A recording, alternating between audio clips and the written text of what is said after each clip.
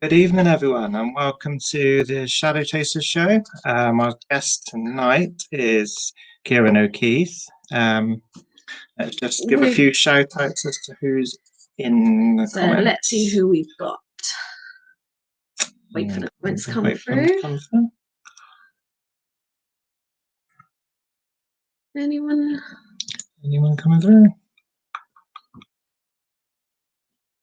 No one as yet. No. Oh, we know Valerie West is on and Eddie West. Gemma Elfield. And we got Claire Rose, Gemma Oldfield.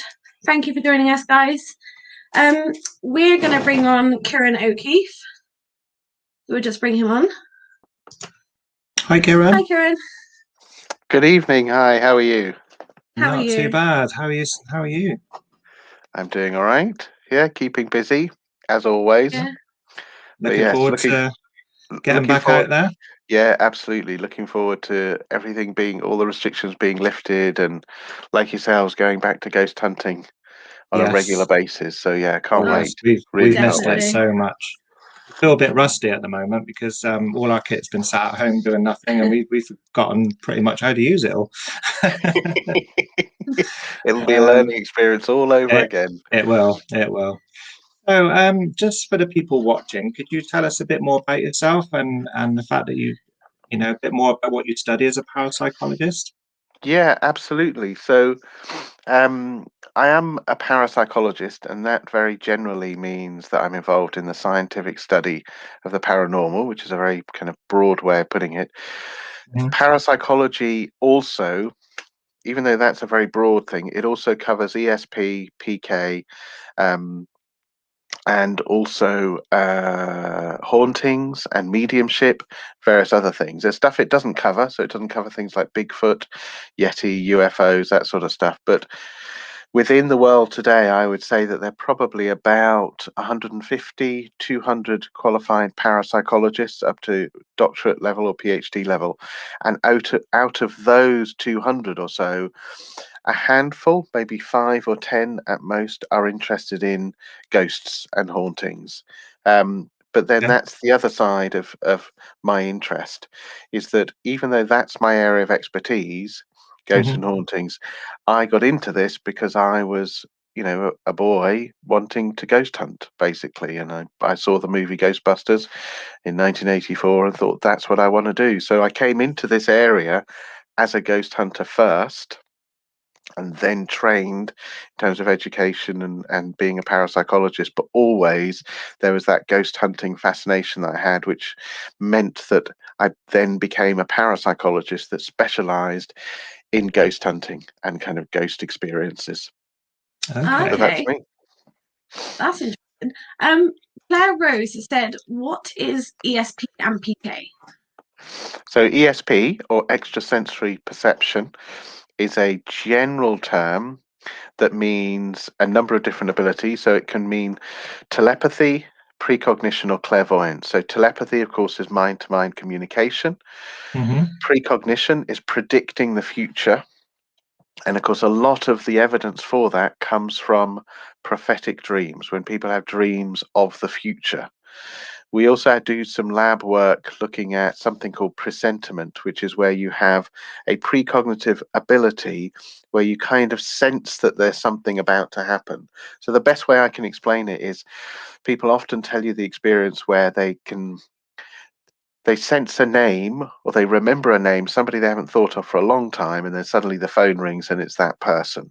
Yeah, it's not just it's not just the name that comes into your mind, it's that sense of, that's weird, so we look at that sort of stuff as well. But that's precognition. Then the third one is clairvoyance.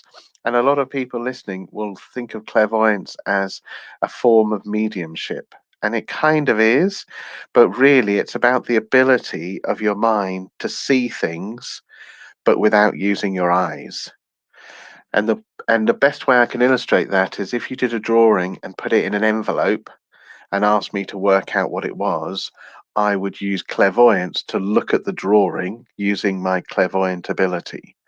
Now, the issue is, of course, if I was accurate, is it because I used clairvoyance, or is it because I got the image from your head telepathically, or is it because I had a dream about it last night, and when you said, oh, Ciaran, what's this drawing I've got in this envelope, I suddenly remembered my dream, and therefore it's precognition. So that's the reason why we use the term ESP, extrasensory perception, because sometimes it's difficult to tell, is it actually telepathy or actually clairvoyance? So we can't tell that. So that's ESP.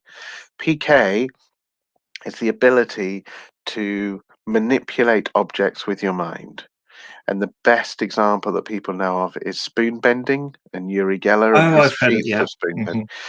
So that's the best example. In a ghost hunting context, when people see an object move, for example, that could either be the spirit doing it or it could be yourself. So actually, you could be using PK. It's called psychokinesis or telekinesis. And it's interesting that some parapsychologists, when we look at table phenomena, so in a ghost hunting context again, when people are standing around a table and they're willing the spirits to move the table or to levitate the table, if it did actually move, of course, it could be people's hands, it could be people messing about, it could be spirit causing it, but it could also be group PK. So the very fact that you are all focused on trying to get that table to move could be your collective energy kind of causing it to move, which would be group PK. And the reason why parapsychologists are so interested in PK is because of those claims of objects moving, but actually a lot of the evidence for PK comes from poltergeist cases. Yeah. And there are some parapsychologists who will entertain the idea that it's not the spirits in a house that are causing objects to move or levitate or spontaneous floods or whatever, that it's actually the person in the house that's causing that stuff to move, probably subconsciously. And so they refer to it as that kind of subconscious PK. So there you go. Okay. Good question. That does make a lot of sense, Mm. because you do wonder how things move. And when it comes to poltergeist, like, well, has that spirit got a lot of energy? Like you were saying, it could generally be the spirit. And then there are those answers that everyone can hear people say about the fact that it could be the person themselves. Mm. Yeah.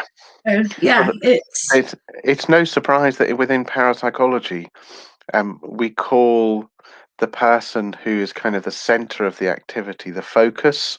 Sometimes you hear them called agent, but generally I prefer the name focus, because therefore you're saying that the focus of activity is on that one person. So, for example, in Enfield Poltergeist, it was Janet. In the Battersea Poltergeist, which I've investigated this last year, it was Shirley. So you've got a person where all the activity is focused.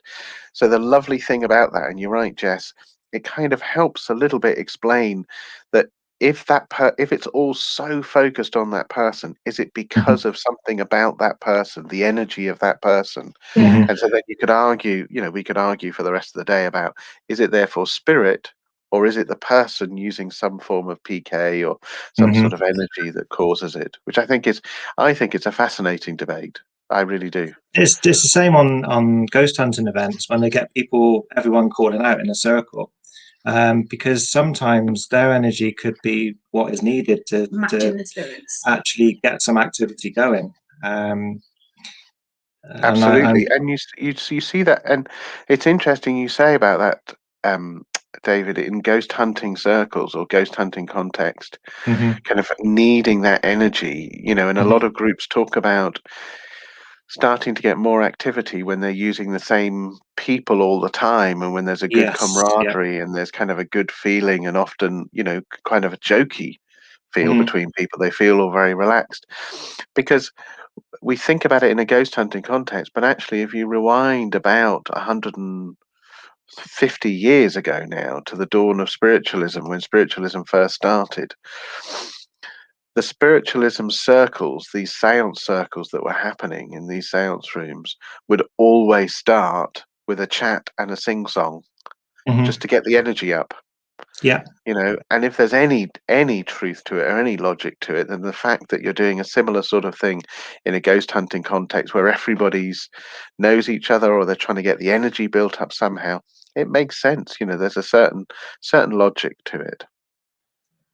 it's always good to have a bit of humour too, because then that can help. The humour, the the joyfulness sometimes, and I believe it's the positive energy you bring into a location. If you think positive, you get Yeah. positive. Yes. If you go in with a negative mindset, you're likely to pick up negative.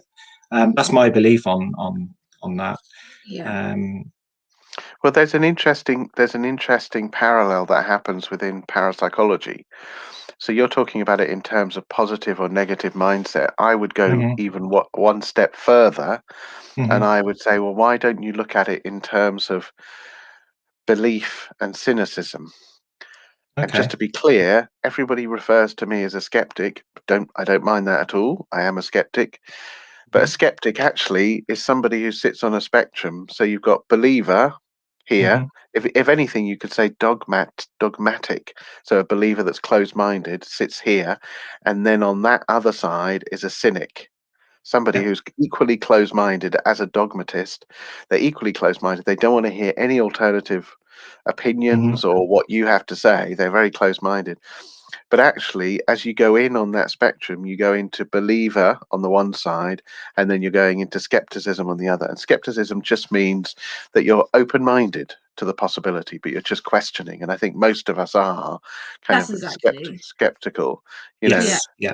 I But would say we're skeptical Skeptical believer. investigators, really, Yeah. it's the because best way to be. even with the kit, even with everything, we're always trying to debunk what could cause that. Instead of jumping straight to the answer, there's always a possibility it could have been Yeah. door, it could be window open, it could be wind.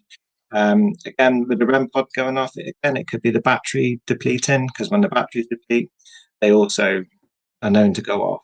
So I'm Absolutely. always thinking like that as an investigator as well. I'm open minded.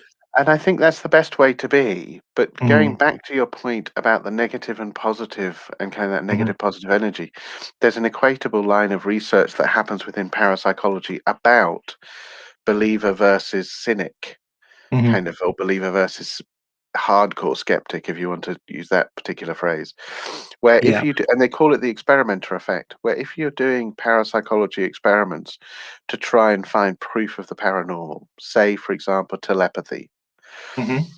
that actually, if you have an experimenter who believes that there will be telepathy, believes that there is a possibility, then actually some of the experiments show that that person gets positive results. Whereas if you take a person who is skeptical, if not cynical of it, and is just Hmm. basically doing the experiment anyway, and it just thinks, well, we're not going to find anything here, the results are negative. Yeah. Yep. And you Yeah. see then how that relates to what you've just said about a Hmm. positive negative feeling or positive negative kind of outlook as you're going into this sort of stuff. It can help. And I mean, it's quite an artificial example, but when I was with Most Haunted, we did the Stockport warehouse, is it? Yeah, I think that was it. I can't remember the exact name, but it was in Stockport and it was a warehouse. Um, and Yvette said to me before we started filming, she said, "Ciaran, I want to do something different tonight. I want you to forget who you are, to forget being a scientist, to forget being a skeptic, and I just want you to throw yourself into believing everything that happens tonight, and let's see what Okay. happens." Fair enough. I'm happy to try something new. So we Mhm. went into that investigation, and I was exactly as Yvette asked. I almost went into a role of believing everything, and loads of stuff happened. Absolutely loads of stuff happened. Now, I'm not necessarily saying that it was paranormal, Mhm. and there may well have been a lot of misinterpretation from me because I was instantly believing the stuff. Yeah. Yeah. But that also highlights the power in what you've just said. That if you Hmm. go into this in a positive believing framework, are you therefore going to experience more Hmm. than if you go into it in a negative, skeptical way? So much so that I even say, and I've got colleagues as well that will say, if there's ghosts in that particular place, then send Ciaran in because nothing's going to happen then, is it? You'll get rid of them like that. Yeah. But I think it's a really Mm. good point. Positive, negative, believer, cynic. There's a particular mindset that I think you need to be in if you want to get that phenomena, and if you want to Yeah. get that phenomena straight away. Hmm. So yeah. Okay, we got a question here from Gemma. Gemma. So, what is your thoughts on the use of boards? The use of what? Spirit boards, Ouija Oh, boards. spirit boards, Ouija boards, spirit boards. Oh, that's an interesting one. The reason why is because, well, there's lots of different aspects to this. Not very many people know, but I studied in America for 4 years, back in the early 90s, and I studied in a small town on the eastern shore of Maryland called Chestertown. Did a psychology degree, also did a music degree. I specialized in parapsychology while I was there. But Chestertown is where the Ouija board started. Right. So Elijah Bond and a few of the other furniture and inventors were living in Chestertown, and you can even go to the original house where Elijah Bond lived. And so I've got a fascination with Ouija boards, and I've had a fascination with Ouija boards for years, for decades. However, I don't think there's anything in them. But there's a caveat. I don't think there's anything in it. I think it's simple psychology that's going on, and I think it's down to simple. How can I put it? We call it micromotor muscular movement. Faraday in 1855 did some research on it. If everybody has their fingers attached to a planchette, then what's happening basically is that your brain is sending your fingers signals without you consciously realizing. So it's sending a signal from your brain down to your finger to move, but you're not consciously aware that's being done. And the best way I can illustrate this is if you're sitting at a Ouija board and you say to the spirit, "What is your name?" and everybody presses, they've got their fingers on the planchette, and you're not moving it, you don't want to move it, but you still keep in contact, and it goes J-O-H.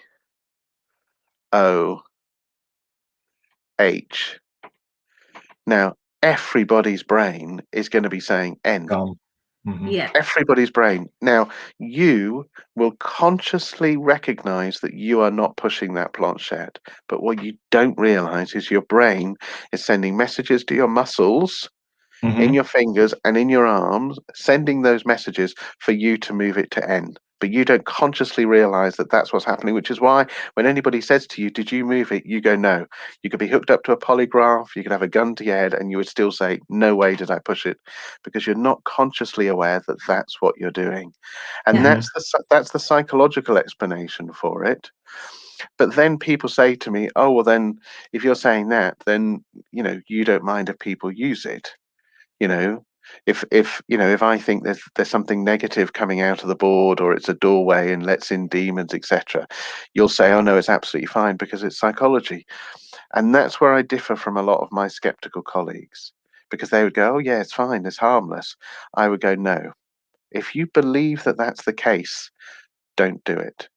Genuinely don't do it, because if you believe that it is a doorway to something negative, if you believe that you can get in contact with the negative side, because it always has that association, then don't do it, because it's going to have an impact on you, and it would be an unethical psychologist to say, "Yes, go ahead and do it, it'll be fine," because if anything negative happens afterwards, you're going to attribute that to your use of the Ouija board, and that's not right. So that's the other side of it. There's also a whole separate historical aspect to the Ouija board, which is you look at some of the early research done in psychical research over about 120 years ago, kind of the early 1900s, with kind of alphabet boards and spirit boards. And the researchers back then, and I mean research, I don't mean scientists, but I mean researchers involved in seance room and haunting experiences, were saying that these boards are amazing tools for getting information out of your unconscious, information that you had genuinely forgotten. right? And Yeah. that's what they were saying, very, very early period in history when these things were first coming out. In the Western culture, they're precursors in Chinese, ancient Chinese, but in the Western culture, that's what they were saying. And yet in the 1960s, it was adopted by LaVey, it was adopted by the Satanists, and it got this whole negative connotation surrounding it. And that's where culturally we've got this negative association with Ouija boards. So there's two strands here. Is if you're interested in it but you're afraid of it, do the research and you'll realize it's actually not as negative as people think because of this historical journey that it's taken. Yeah. But likewise, if you think about the psychology of it and what's going on there, there could be an alternative explanation.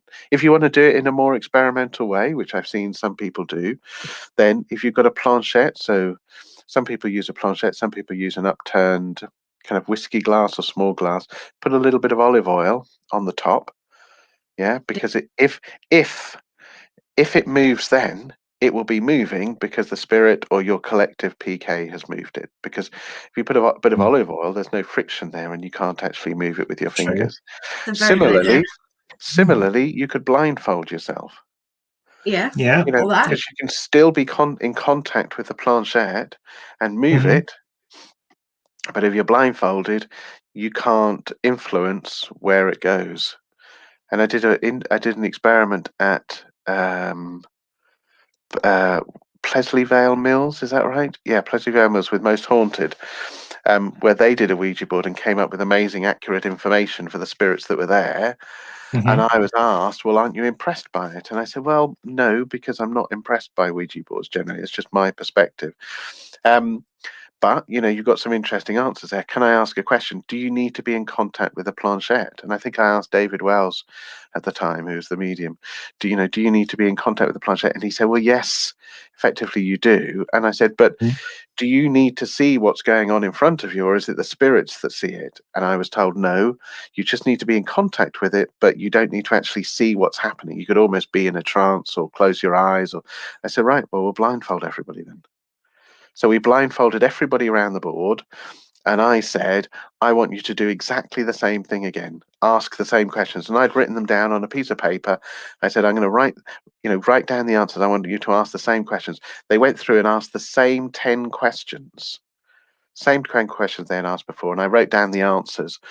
And when they then finished and they said, "So, Ciaran, what do you think?" I said, "Well, you asked the same 10 questions, but you didn't get the same answers at all. Because what I neglected to tell you is when you put your blindfolds on, I moved the board around 180 degrees. So everything that came out was gobbledygook." Now, I'm not saying that to poo-poo anybody's experiences with Ouija boards, because people have reported some amazing experiences. All I'm saying is if you're interested in it, you're not afraid to do it, you can see that there are some easy experiments to do to try and establish, is there actual spirit communication going on? Yeah, it's true. Yeah, that is true. Sense. We've experienced both good and bad Right. on occasions where, but now we tend to only do it with people we trust, and I won't go on with just anybody, because Jess of the energy levels, isn't it? Jess has experienced scratching on her back, in the shape of a cross that's going sideways, so it kind of goes like that kind of thing, sideways. That's her back. We have the picture. We weren't even near the board at the time, but other people were, and they were summoning up some kind of witch's chant on the board. Right. And as they were doing that, scratch was appearing on Jess's back. And we were stood a good couple of feet away from the board. Yeah.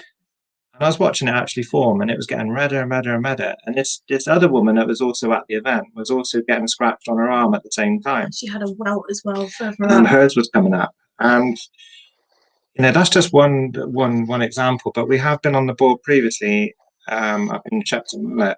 Again, somebody was being negative on the board we were on the board with.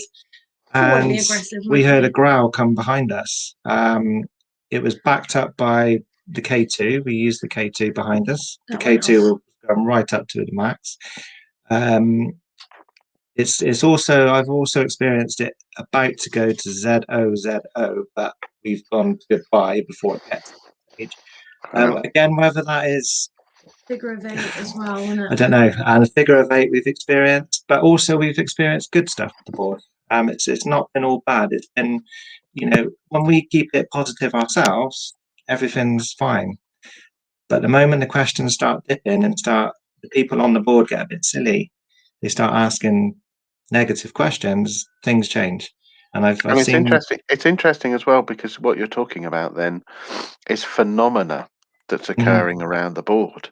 Mhm. It's a different sort. It's a different sort of question if you ask me about the evidence that had been presented in terms of the messages that have come out of a Ouija board. You've Mm. already heard, if anything, my cynicism about it. Yeah, I'm yeah. skeptical, but I'm almost cynical because I've done a lot of research on Ouija boards. But what you're talking about is phenomena that occurs.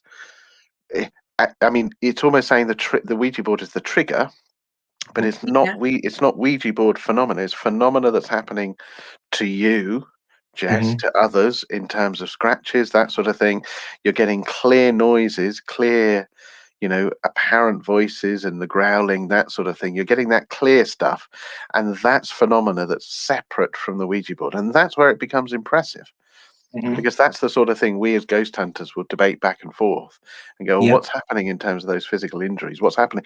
That growl, did you capture the order? What was it? A growl? Did everybody hear it? All of those sorts of questions, which is, I think, a different question then to the Ouija board, Mhm. Yeah. but more Yeah. impressive. Yeah. Yeah. No, that makes Yeah. absolute sense Yeah, when you look makes at it, sense. because again, it goes back to the energy levels. Mm. That spirit or that phenomenon that's around may not like the Ouija board being used. So it's Yeah. almost a warning, like, hey, don't do this here. Mm. Which, True. We That's have true. But that's been. true, of course, because remember, the Ouija board has had this negative association with it now for 60 years, Mhm. 60 years plus. So it's quite possible that you could be trying to communicate with spirit who is aware of the negativity or the negative association. Mhm. Yeah, interesting. exactly. Yeah. Haunted Scowl said, "Hi Ciaran, do you think that iPhone apps can get the same result as Novelist, given they are both simply word banks? We've had some amazing accurate results on 2 apps. Can't afford a Novelist. They are expensive." Interesting. Yeah, potentially. Yes. I think it's the same sort of technology. Effectively, if you're talking about a word bank and it spits out not spits out random words, but you're looking for words that are associated with the location or with the individuals that are at that location. And yes, I agree with you. I think the Ovilus, the original Ovilus, and some of the recent versions of it are incredibly expensive and far too They are. expensive. Yeah. But I think phone apps are absolutely fine, but you just need to be a little bit careful when you're using the phone app. So if you're getting amazing, accurate results, then that's brilliant. But do look at the settings of the phone app. So do Mhm. look at the settings, because one thing I'm always wary about with the Ovilus is in terms of it requiring, for some apps, requiring access to your microphone. So some of those Ovilus apps will require access to your mic. When they say allow, deny, and you Mhm. click that. Just be careful of that, because the technology is not that advanced for you to be in a situation where if an app on your device which is constantly running is picking up either on you constantly talking about a location or constantly saying particular words, that sort of thing. It's not a very difficult algorithm for those apps to spit back words that are associated with a location. If Mhm. you're Yeah, that's using true. the word ghost, for example, or if you're using the word dark or those particular words, it's not a difficult algorithm to get words associated with that. And let's be honest, the Ovilus can give amazing results, but some of the amazing results that we interpret as ghost hunters is where we get 2 or 3 words and we go, wow, that was amazing. But not Yes. necessarily a string of 10, 15, 20 words. No. Even if the Ovilus is spitting out lots of words, it might only be 5 or 10. So I'm all for reducing the cost for ghost hunters if they want to use devices like this. So if Mhm. you can use the apps, yes, but just be aware of what's going on in the background in terms of those apps In, and what in access the they have. in the past, we've used the Ovilus 3, which we have, and also the Alice box on the tablet. in the past we've used them, and they've both come out with the same words at the same time. That becomes a bit more interesting because you've got Definitely. two pieces of different equipment in a sense. The actual real Ovilus and then the app. That like is the that is App. very interesting because you're getting support, aren't you? You are, which Two has happened different so many sources. times to us. That's really interesting. Mm. I mean, I'd see that as a lot more evidential when you're getting Mhm. two devices that are the same sort of concept producing the same sort of evidence. I'd find that a lot more interesting. yeah, because like obviously when we investigate, we like to use our own body, our own senses, but have that kit as backup. Yes. So Right. I know, say you feel a massive rush of energy, and then your REM pod or the K2 or any device you have goes off. It kind of, as a personal experience, it backed your experience up a bit. Yeah. That's that's where we have the equipment as well for that. Yeah. And I think that it's not unusual to have that outlook to say that we're going to be ghost hunting and we're going to be looking for our own experiences. But is there anything else that we can use to kind of confirm, Mhm. or heighten that? Obviously, it's not my favorite approach, but there isn't just one approach to ghost hunting. And if No, you're going to do no. it where, and I think the best evidence that you can ever get ghost hunting is your own personal experience. Yes. Definitely. Because Definitely. ultimately, those were the experiences that drew us to a location. Yeah. Whether it's the person living there, working there, visiting there, it's all about people's own personal experiences. And then suddenly the place is haunted and we're all drawn to there as ghost hunters. So that is always going to be the best evidence. And it's very subjective, it's very personal. But I completely understand the perspective you have, which says, well, we've got that, but now also let's try and get something objective. Mhm. Let's get Yeah. a device or something that can try and support our experiences. So Yeah. yeah, absolutely. And then if you're doing it with lots of different devices that effectively do the same thing, then I think that's more interesting. I mean, going back to like sensory stuff, and you were talking about being blindfold. I remember when we went to 30 Drive with Jane Harris and Barry John, and Jane was like, "Right, we're going to do an experiment," and she wants some guinea pigs. And I was like, "Okay, I'll try this one." And she did the sensory deprived one, so no vision, no hearing. Yeah. And what was his name? The BBC guy. Danny, I think. Danny. Danny, wasn't it? Danny That's it. Robbins, yeah. Danny Roberts. And he was the other one. So we were both blindfolded, earplugs and noise cancelling headphones. And I think you said Jane was asking questions. Yeah, she was asking if the spirit could come around Jess on her left-hand side. Yeah. And Jess was starting to kind of rub her left hand, her arm, her upper arm. And Jane was kind of, thinking, yes, this is working, kind of thing. And then Jess was looking around the room as if she could see something in front of her, even though she's blindfolded, and there was no way she could see anything. But Jess was reporting seeing a shadow moving around her. It was like pitch black, and I could just see black movement in front of me.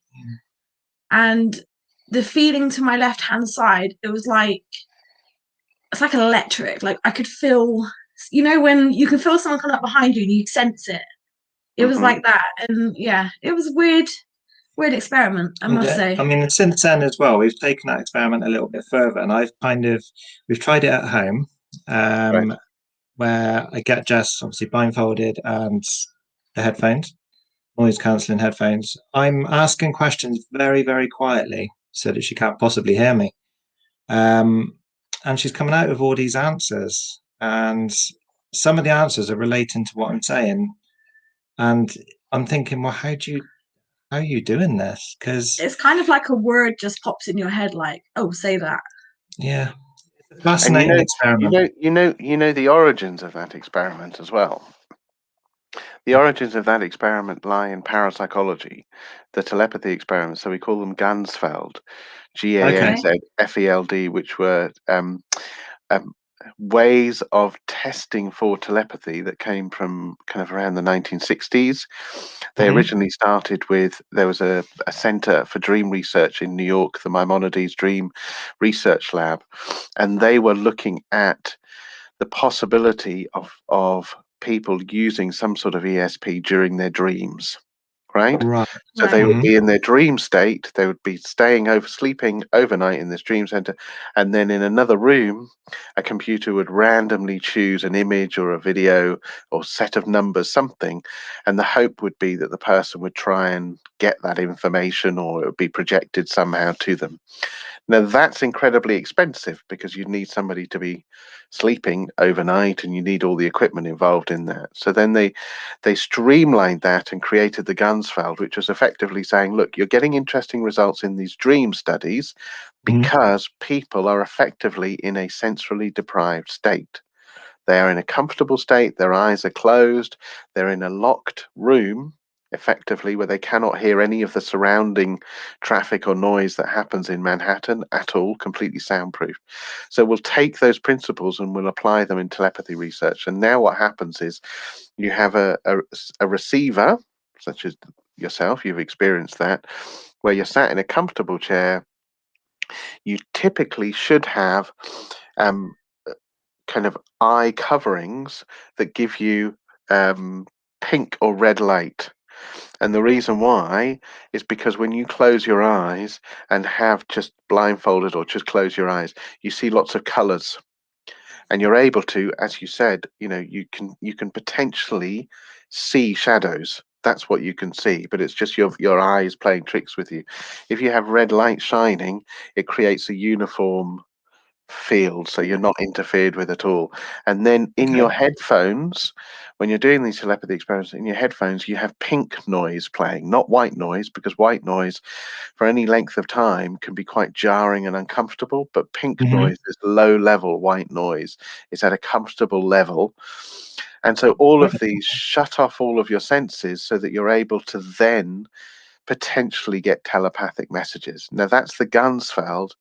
And then my understanding of this in terms of where did we get this version of it in a ghost hunting field goes back to some research that was done at the Stanley Hotel. Yeah. So there was a research team that was based at the Stanley Hotel, and they were reading about this parapsychology research, and they said, you know what, we've got a Frank's box here, we've got this particular devices. Why don't we have somebody plugged into that and then have them like in this Gunsfeld type setup? And so therefore, then again, the logic of what's being done kind of makes sense because there's a bit of evidence there in parapsychology that these Yeah. Gunsfeld experiments work, that if you shut off the senses, that potentially you can get some sort of messages or some sort of telepathic communication going on. So to then go, right, in a ghost hunting situation, we're going to shut off your senses and attempt you to get some message coming through. I think, there's potential logic there. Why not? The Mhm. issue you have to get is it becomes evidential when you get that connection, when you get something external to the person is being reported, and then you yourself are experiencing something and that connects there. But it has to be exact. And the example you said there feels like it was exact. She was asking about kind of the left hand side or coming round, and then Jess, you're experiencing that sort of experience. And that's what makes it evidential. What you've got to be careful of is trying to find the evidence when it's not there. A single thing can be coincidental, or where you're trying to make things fit. But if you have something physical and tangible that happens, I think it makes it more interesting, a lot more interesting. So yeah, Question. there you go. The other one was, which kind of does fascinate me as well, is what about a medium who has never met someone and delivers evidence of spirit with details of names and dates and memories to a specific person? What about it? How does that work? Well, the thing is, you're asking me, and I've researched mediums now for 25 years. Part of my PhD, I researched mediums. I tested mediums in the laboratory. I've worked with mediums. I've done mediumship and psychic research within the context of criminal cases, kind of psychic detectives, that sort of work. And what you're talking about is the ultimate. You're talking about Again, the medium has never met someone and delivers evidence of spirit with details of name and dates and memories to a specific person. Stuff that is so detailed that it is not vague and ambiguous. So I'll use that name again. If I'm a potential medium and I've never met somebody and I'm sitting with them and I'm saying, I'm getting the name John, that is vague and ambiguous. And that does not sit as evidence for me. Because if the person sitting opposite me says, that's amazing, my grandfather John died, you go, well, that's highly accurate. How would you know that? Well, John is a common name. What we're talking about here, Facebook user is asking a question about specifics. We're not talking about the vague and ambiguous. So if there's something specific there, but also if you can 100% guarantee that that medium does not get the information from the person that's sitting in front of them, then that's the sort of evidential stuff that we want from mediums. And if you're asking what is going on there, there's only one of two things. If you can be assured that the medium has had no connection with that person before, that they're not using linguistic techniques, that they're not using psychological techniques like Darren Brown, that sort of thing, we call it cold reading. If they're not using those things, there can only be one of two things that's going on. One is mediumship, they're communicating with spirit. The other one is telepathy. Yeah. Either one is amazing, but Yeah. you can't. But from my perspective, there's no way you can disentangle the two. You can't separate the two, because if I'm sitting opposite somebody and I'm a medium giving that person a reading, and they are saying that is amazing, you are highly accurate on that. Even if I say I am getting the message from John, the grandfather John in spirit, even if I say that, I cannot know that. I might think it, but I cannot know that because we don't know the processes involved in mediumship or in telepathy. We just don't know. We know that it happens to some people. But that message that comes through that I think might come from Grandfather John, I might actually be interpreting the messages that I'm getting from the mind of the person sitting opposite me, which would be telepathy.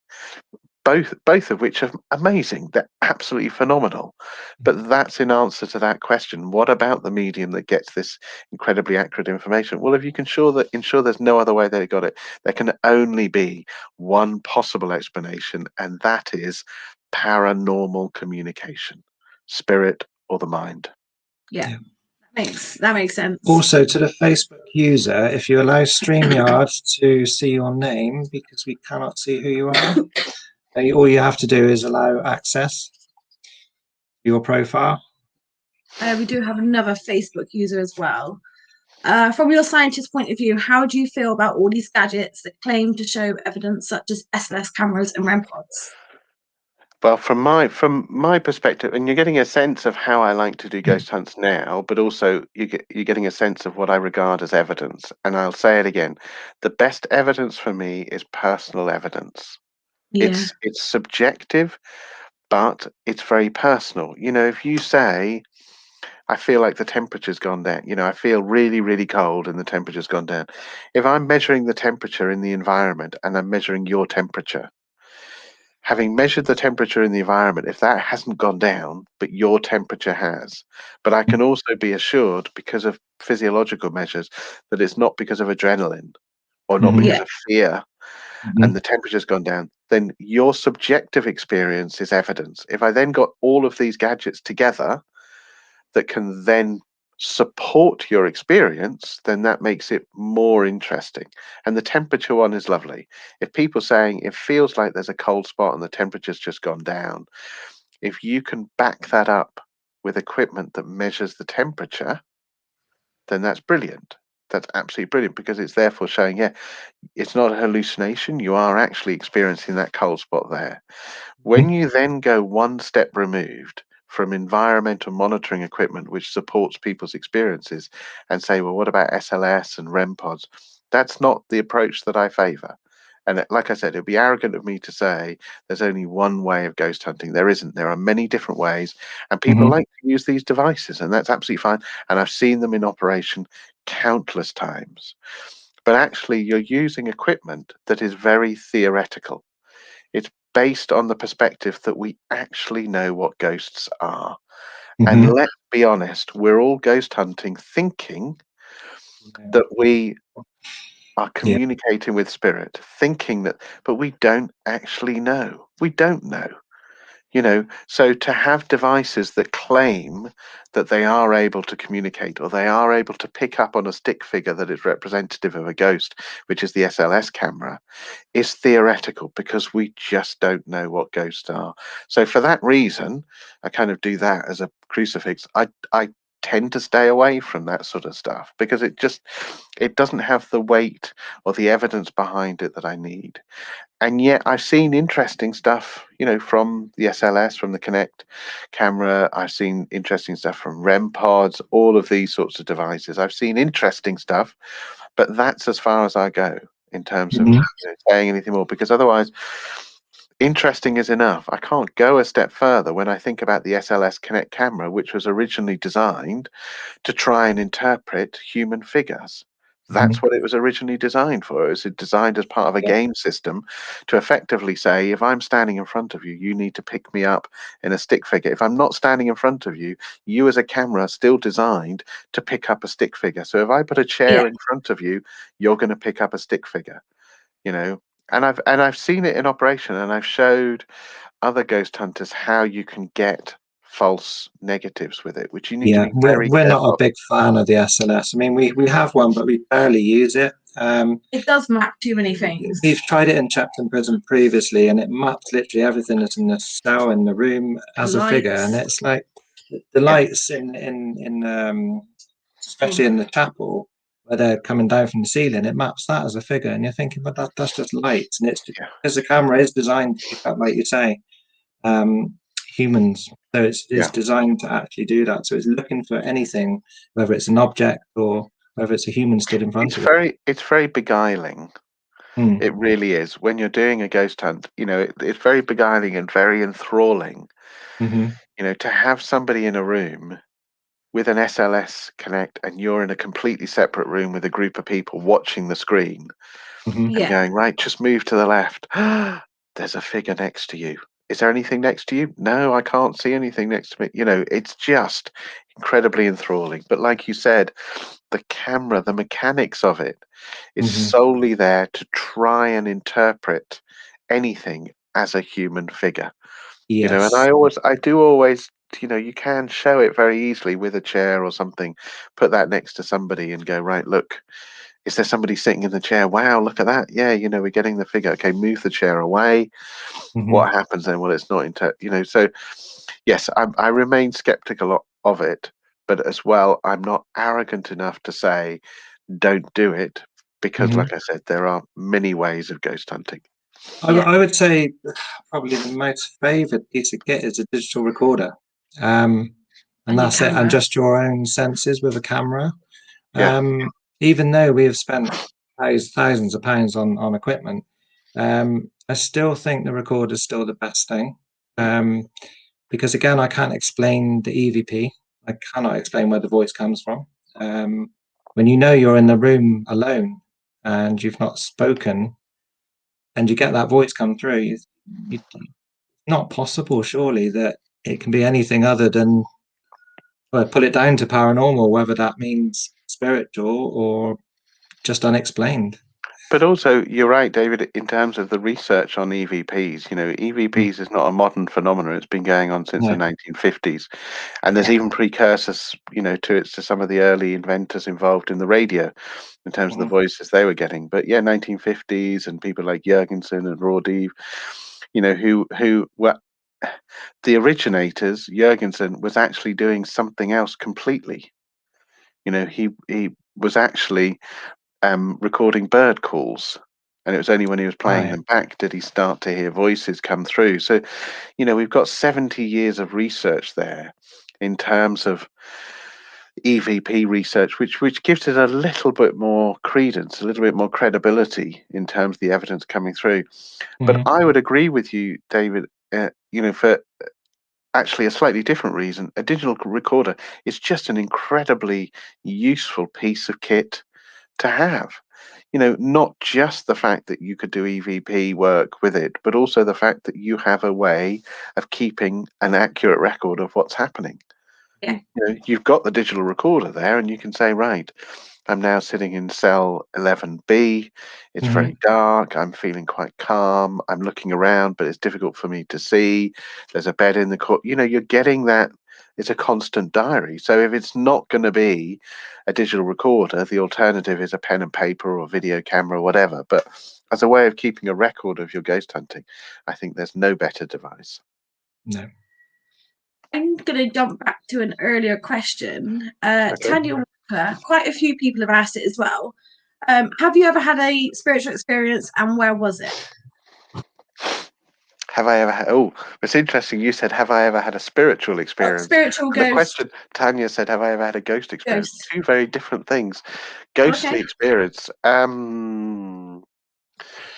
That's always an interesting one, because I would argue that I've probably had, over the course of now, almost 30 plus years, I've had hundreds of experiences that other people might say are paranormal and other people might say are ghostly. But because of my knowledge and my training and my understanding, I would say no, absolutely not. There's alternative explanations for 99% of them. Actually, no, I would say almost 100% of them. There are one or two that were significant in terms of the sense that I got. So, SS Great Britain in Bristol, for example, walking into the lower class accommodation area, and there's the best way to describe it is I was spooked. I was genuinely spooked. There was just like, I just don't like it here. You know, and this is only about 15 years ago. So this is after having been ghost hunting for many, many years, and, you know, getting into the thousands of, you know, ghost hunts. There's no reason why I should have been scared. You know, it's not a creepy place, to be honest. SS Great Britain is a gorgeous ship. But I just felt spooked for about 10, 15 minutes whilst I was there. And then I left. Now, that was an intense experience that I always relay to people, because it gives me the empathy and sympathy to understand when people say that they were spooked, that they felt a sense of presence, that they felt something they didn't like. I know what that feeling is now. But of course, my interpretation of it is the SS Great Britain is in the busy docks in Bristol. You know, it could quite easily have been a huge ship with an engine that was churning out infrasound, low frequency sound, that had affected me during that 10, 15-minute period. I will never know. I will never know, because that moment has gone. And that's what I mean by an interesting ghost experience for me, because yes, my rational mind will try and interpret it. I will never know truly the final answer, but it does give me that kind of insight into what's going on. In terms of more tangible evidence, there's been a couple of examples. So, Second World War bunker on Channel Islands, Guernsey, a place called Battery Myras, which is a horrific looking place when you walk down into the depths into it. And I did an investigation there, actually with my wife and a couple of people that I respect, and a weird shadow effect that came on camera, you know, as part of that investigation. That is more tangible, more objective, because it's caught on camera. It's not about a personal experience. Yeah. And at the time, nobody commented on it, nobody experienced it. But there were only 4 people in that bunker at the time. Only 4 people. 2 of them were on camera, 2 of them were outside the bunker. So you kind of go, well, that's a little bit strange. I don't fully understand that. And just those 2 experiences for me, there's one other, but just those 2 experiences for me, I think, is enough to go, well, they're head-scratching moments, aren't there? And I think that's what we all have as ghost hunters. You know, some ghost hunters, yourselves included, you talked about some of the physical phenomena you've experienced, but some ghost hunters will go through all of these countless hours of ghost hunting and then just get a little experience. They'll go, that was amazing. That was brilliant.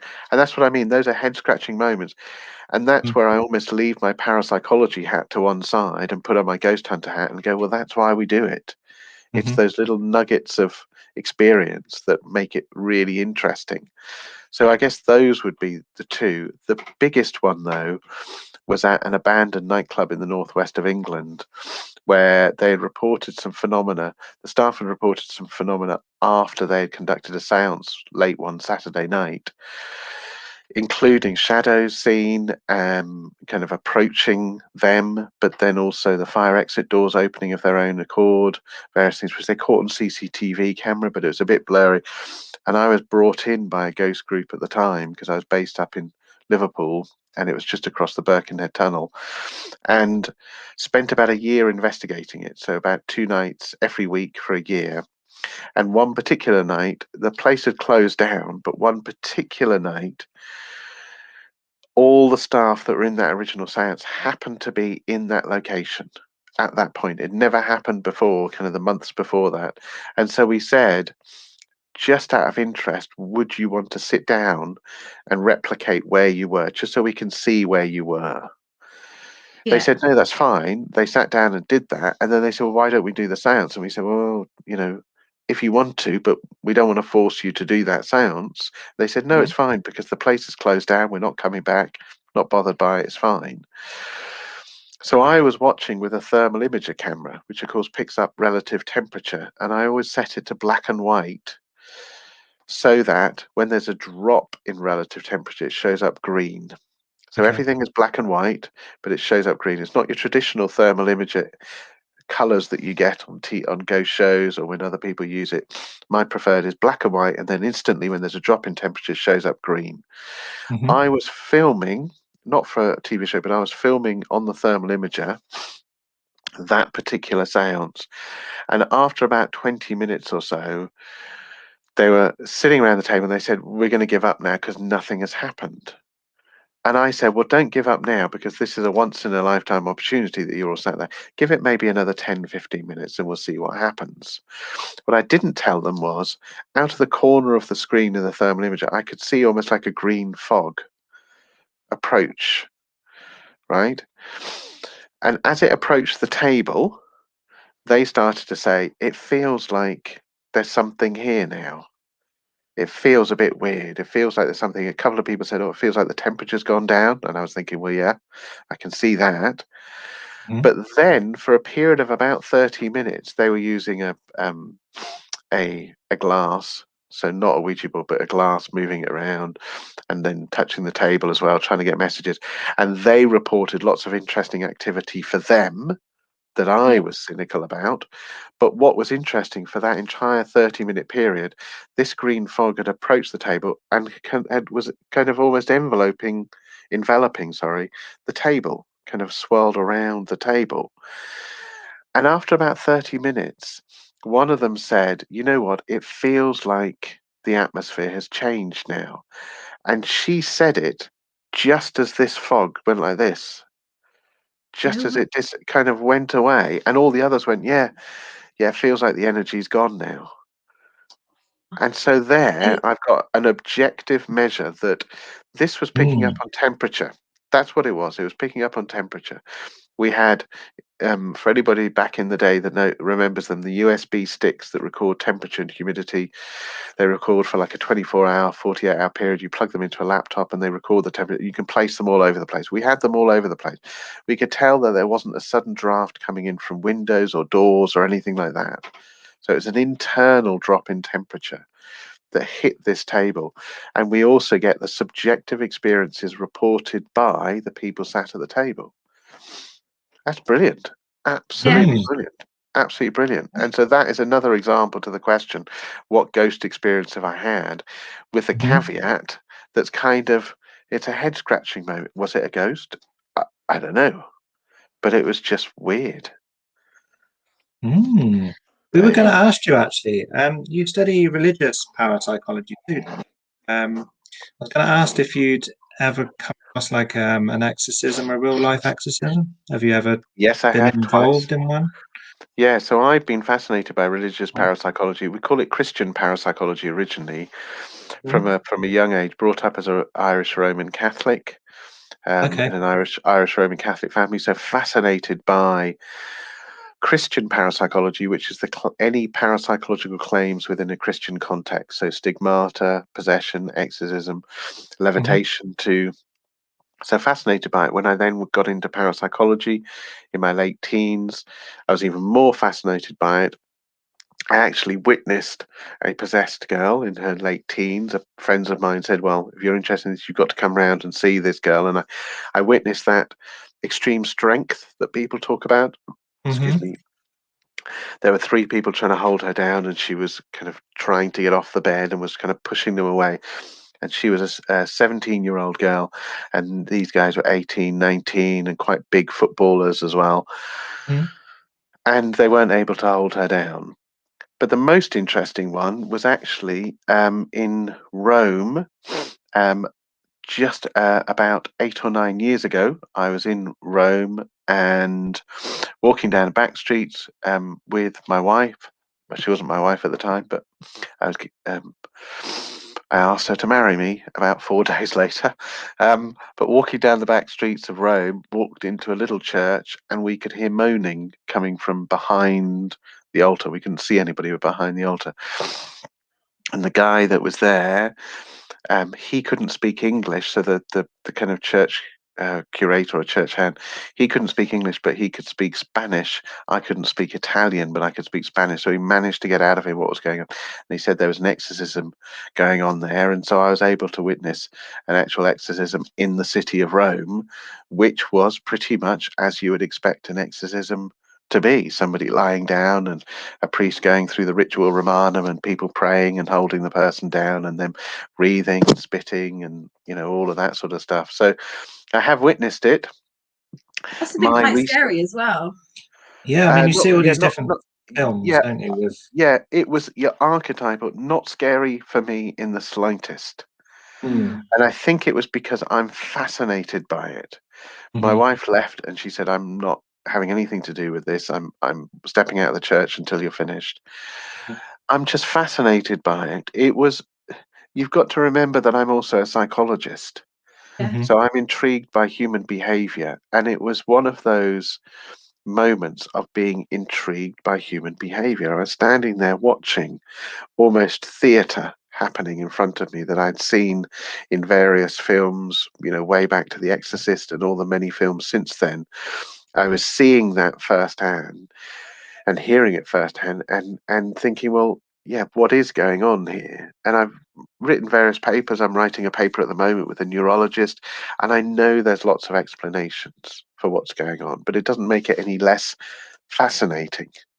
I just do find it absolutely fascinating, the whole idea of Christian parapsychology, which now you're right to use the term religious parapsychology, because I advocated about 25 years ago for us to change the term, because of course it's not a uniquely Christian perspective that you find parapsychological phenomena happening in all sorts of religions, all sorts of hmm Yeah. religions, and I do a lot of work with various students and lots of discussions with various students about jinn, for example, and kind of in an Islamic, setting. So yeah, now it is religious parapsychology, but yeah, fascinating. Love it. Absolutely love it. Mm. So we are coming up to our hour, but Okay. before we end it, have you anything in the pipeline? Any like books, shows, podcasts? Anything you wish to promote or anything? But it's interesting you say that, because of course the biggest thing that I've done recently is the Battersea Poltergeist, which Yeah. of course is now finished. Yeah. So there's no more news about the Battersea Poltergeist, other than I've been in touch with Danny, and fingers crossed we're going to see a second series, but it won't be Okay. That'd be Battersea. good. It'll just be a different case. So fingers crossed. We're just trying to He's a get the good case man. Very sorted good man. sorted out now. So yeah, brilliant, brilliant in terms of him. And also he does a pod. He did a podcast called Haunted, about 8 9 years ago, which I was involved in, which was equally fascinating. So yeah, hmm so look out for that. I've written a book with a what I call a global ghost gang. There's about 5 of us spread all over the world, researchers and ghost hunters, etc. And it's a book. Effectively, we're calling it the next generation of haunting experiences study. So it's kind of taking everything that we've just been talking about this evening about ghosts and about haunting experiences, and it takes it to the next level and saying, right, look, this is all the research that's been going on in parapsychology. This is all the research that's been going on in ghost hunting. Now let's go to the next level and show you where we are and where we can go in terms of what we need to do, almost as a united front. This is where we need to go to next. So that's a book. It's called Ghosted. I didn't choose the title because ghosted has so many other connotations, but that's the title. Yeah, it does these days, doesn't it? Yeah, published Yeah, it by was a bit slow.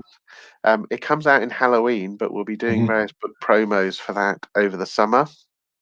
Okay. And it just promises to be, yeah, quite an amazing contribution to the field, and so much so that we've had people like Amy Brunei, Brandon Alvis, Steve from Ghost Hunter, Steve Gonzalez. So we've had all of these well-known people. We've given them an advance copy of the book, and then asked them to write their critique of it, and we published that with the book as well. And they're just, yeah, we're very grateful to them, but they're very much blown away. So look out for that. I'll be making announcements about that when it's coming out.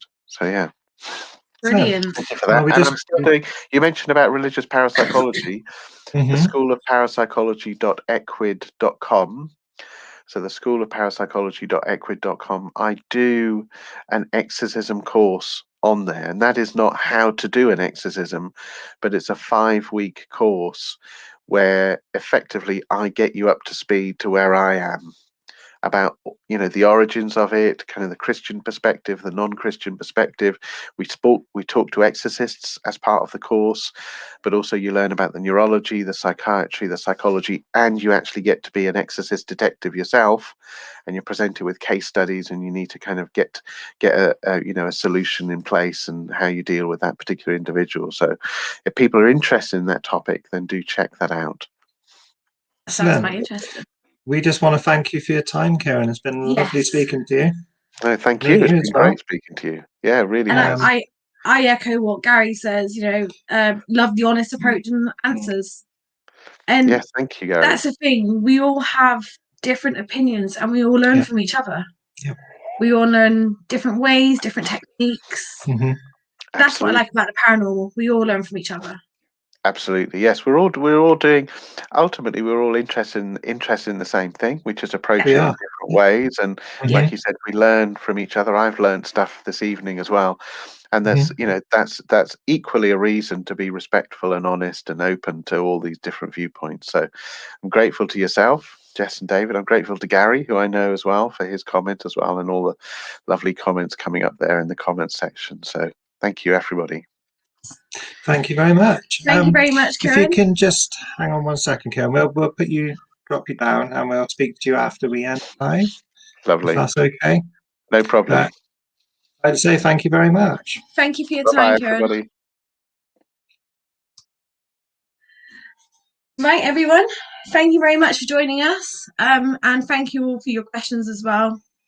Been a They've all been amazing. really good night tonight. Really enjoyed this. We will see you again soon on our next live. Thank you all for joining us. Thanks, everyone.